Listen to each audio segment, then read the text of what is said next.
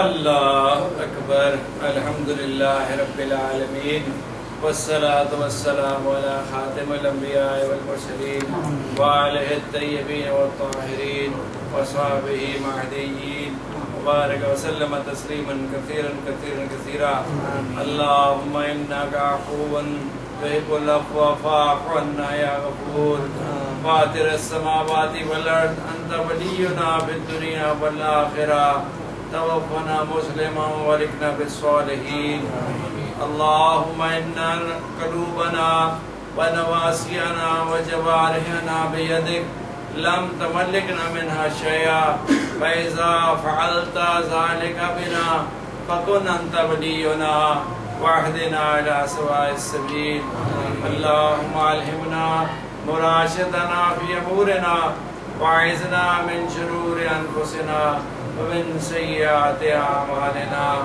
اللهم إنا نسألك الهدى والتقى والعفاف والغنى رب تقبل توبتنا واغسل حوبتنا وسدد لساننا واهد قلوبنا واسلل سخيمة صدورنا اللهم عافظنا من كل بلاء الدنيا وعذاب الآخرة اللهم انصر الاسلام والمسلمين اللهم اعز الاسلام والمسلمين اللهم انصر من نصر دين سيدنا محمد صلى الله عليه وسلم واجعلنا منهم واخذل من اهان دين سيدنا محمد صلى الله عليه وسلم ولا تجعلنا منهم اللهم انصر الاسلام والمسلمين بامام الحاكم والعادل واتباع سنن سید الموجودات